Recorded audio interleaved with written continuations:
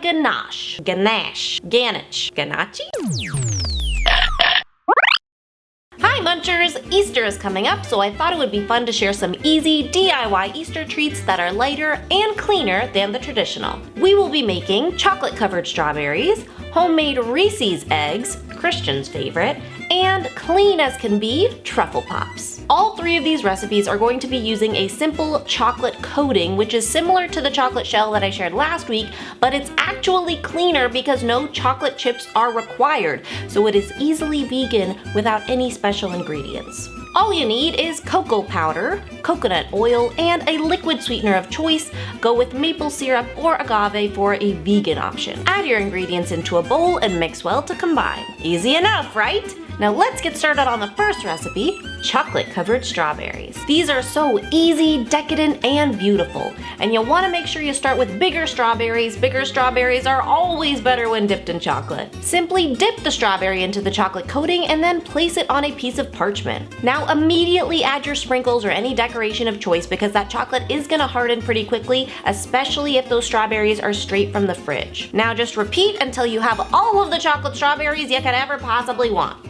Easy peasy. Whoever gets these as a gift is bound to be impressed, but you don't have to share if you don't want. Next up, my chocolate peanut butter Reese's eggs. For this recipe, I let the chocolate coating mixture sit in the fridge for a few minutes to thicken up because it will be easier to work with. Also, because the base of the chocolate coating recipe is coconut oil, you're gonna have to play with it a little bit to see how it functions with your temperature and climate. You will need a candy mold like this one, which I will link in the description box below. I chose mini eggs because I wanted to make them small, portion control, but you can really use any mold you like. Spoon your chocolate coating mixture into the mold and use your spoon to coat the sides. We don't want it to pool up in the middle because we need room for the filling. Transfer to the fridge for about 5 minutes and allow to set. While that refrigerates, let's make our peanut butter filling. You will need peanut butter, peanut flour or PB2, coconut flour, and a sweetener of choice. Mix well to combine, and don't forget a pinch of salt. And remember, all of the recipes I'm sharing can be found in the PDF that is linked in the description box below or on mindovermunch.com. Remove your candy molds from the fridge and fill with just a little bit of that peanut butter filling mixture. Then you can simply finish off the tops with a little bit more of that chocolate coating. Transfer to the freezer and allow to set for a few hours or overnight. When you're ready to eat them, take them out of the freezer and then... Yeah. Good job today, man. I had a little bit of trouble getting them out of the mold at first, but they did pop out. If you feel so inclined, a silicone mold may make it a little bit easier, but I just couldn't pass up the opportunity to make these cute little small eggs, and I could not find a silicone mold that was that size. Thumbs up for actually getting them out. Plus, look how cute they turned out, and I promise they are delicious. Enjoy immediately, or you can store in the freezer for later. Alright, last but not least, we have got truffle pops. We are gonna start by making my ganache. Ganache. In your food processor, combine nuts, dates, and I do recommend soaking your dates if they are not already soft. This is going to help them blend up easier in the processor. Cocoa powder, coconut oil, and salt.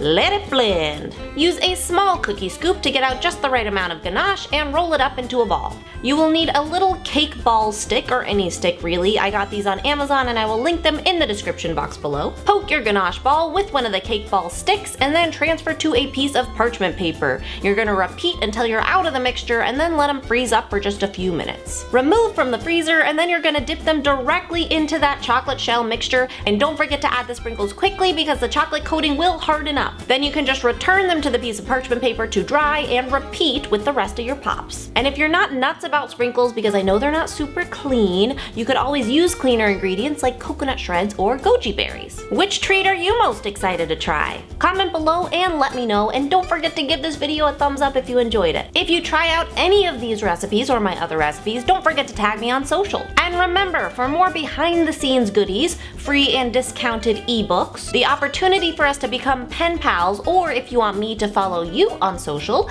check out how to become a patron to my channel using the Patreon link in the description box below. I will see you next week for a new long requested episode. And remember, especially when it comes to Easter treats, it's all a matter of mind over munch. Egg is rolling away. Simply dip the strawberry into the chocolate Was that weird? Did I stumble a little bit? Ganache. Ganache. Next up. Next up. Next up. Next up. Next up. My